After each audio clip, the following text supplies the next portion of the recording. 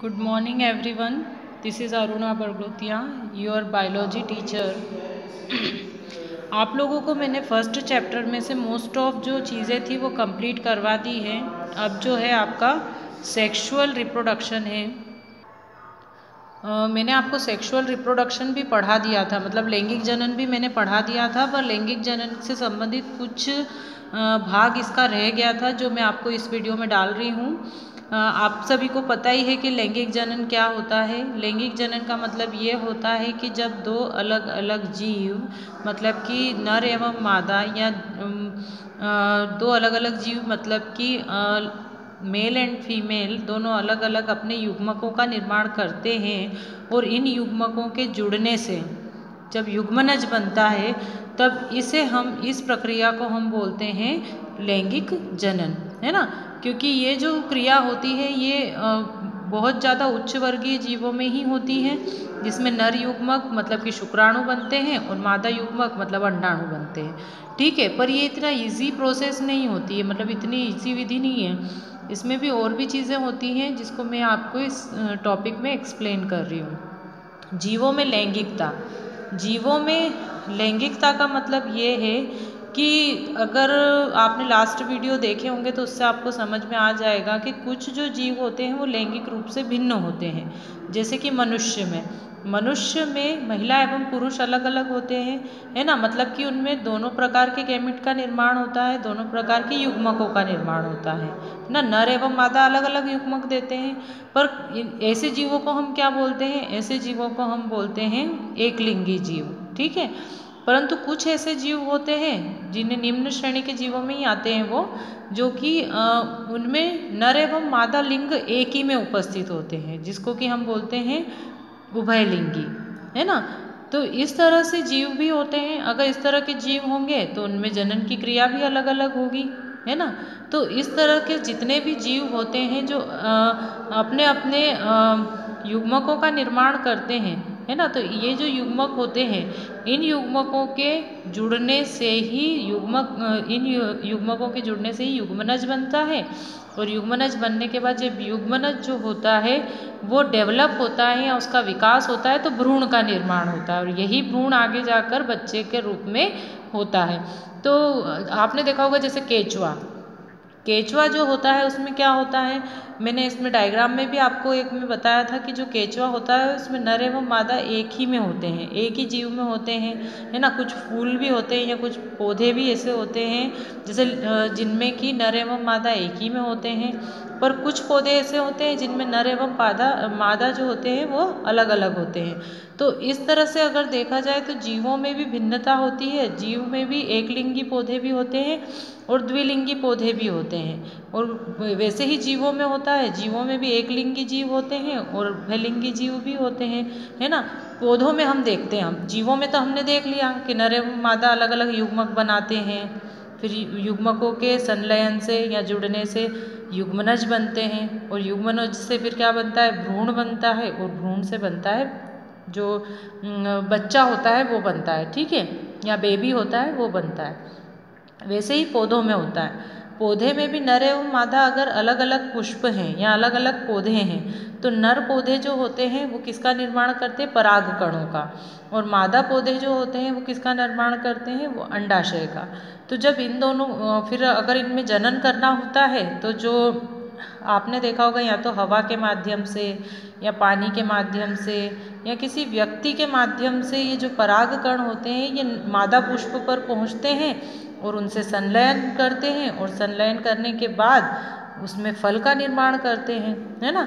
तो इस तरह से पौधों में भी अगर देखा जाए तो सेक्सुअलिटी होती है, मतलब पौधे में भी लैंगिकता होती है। ये हम दोनों में पढ़ रहे, शुरू से इस चैप्टर में पौधों के बारे में भी और जीवों के बारे में भी है।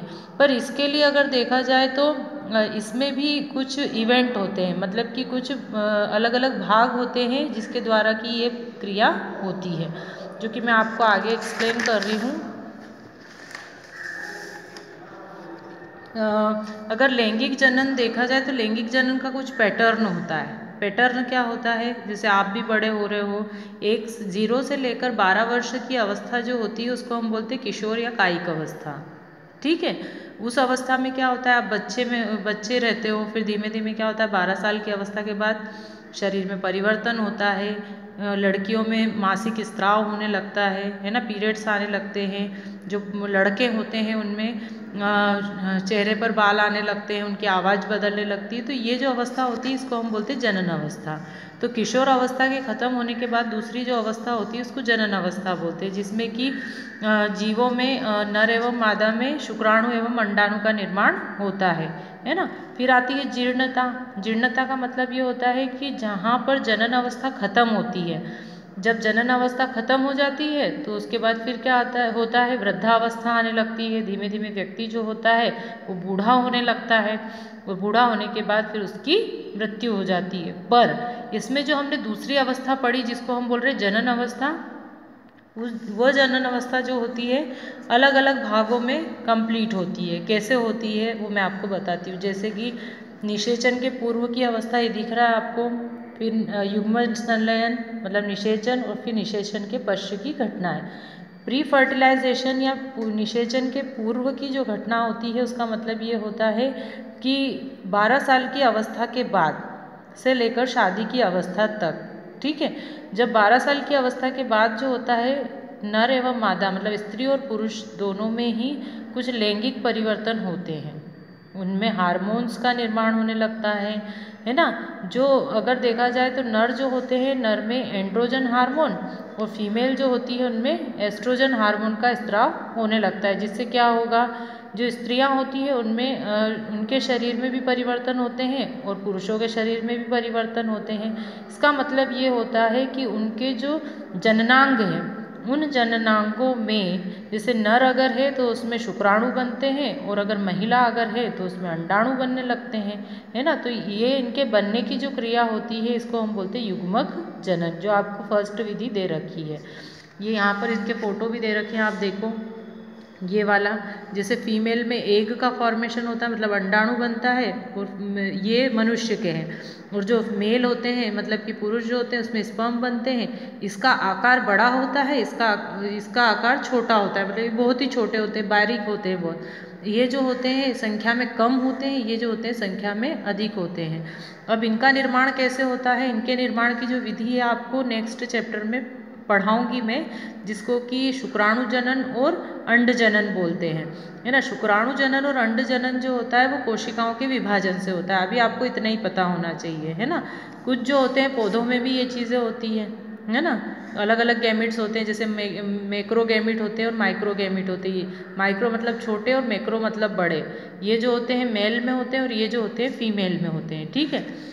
तो इस तरह से जितने भी जीव होते हैं उनमें युग्मकों का निर्माण होता है ना। फिर उसके बाद जो आता है युग्मक निर्माण के दौरान कोशिका विभाजन। तो कोशिकाओं का विभाजन होता है। 2n कोशिका जो होती है सिंगल n में बदलती है। 2n मतलब द्विगुणित कोशिका जो होती है वो अगुणित कोशिकाओं में विभाजित होती है। इसमें समसूत्री विभाजन होता है, किसमें होता है, युग्मकों में। तो जिसके दौरान, जैसे मैं इसको आपको एक सिंपल वे में बता देती हूँ कि जब अंडाणु का निर्माण होता है स्त्रियों में तो एक कोशिका से एक ही अंडाणु बनता है ना। ये इसको बोलते हैं अंडाणु जनन, जो कि आपको पूरी मेथड पढ़नी है इसकी 4th चैप्टर में या थर्ड चैप्टर में। वैसे ही पुरुषों में जो होता है उनमें भी कोशिका विभाजन जब शुरू होता है, कहाँ पर, उनके जननांगों में। तो उस कोशिका विभाजन के दौरान एक जो कोशिका है उससे 4 स्पर्म बनते हैं। तो महिलाओं में एक ही अंडाणु बनता है और पुरुषों में 4 स्पर्म बनते हैं, मतलब 4 शुक्राणु बनते हैं। तो इस तरह से अगर देखा जाए तो ये क्या करते हैं, ये कंटिन्यूअसली अपने अंडाणु और शुक्राणु का निर्माण करते जाते हैं। तो ये कैसे हो रहा है, जब तक कोशिका का विभाजन नहीं होगा तब तक ये नहीं होता है। तो उसी तरह से कुछ आवृत्त बीजी अनावृत्त बीजी पौधों में भी इस तरह से विभाजन कोशिकाओं में होता है, जिससे कि उनके नर एवं मादा युग्मक बनते हैं, है ना। तो यहाँ पर ये चीज़ें कंप्लीट होती हैं। फिर उसके बाद आता है युग्मकों का स्थानांतरण। देखो युग्मकों का स्थानांतरण का मतलब होता है कि युग्मक कैसे ट्रांसफ़र होते हैं, मतलब कि कैसे जाते हैं। तो ये मैं आपको इन शॉर्ट ही बताती हूँ कि युग्मकों का स्थानांतरण जो होता है वो मेल और फीमेल में कॉपुलेशन के थ्रू होता है। आप जब पढ़ोगे तो आपको समझ में आ जाएगा, इसका इतना डिटेल्ड मैं आपको नहीं क्लियर करूँगी। कि जो अंडाशय होते हैं और जो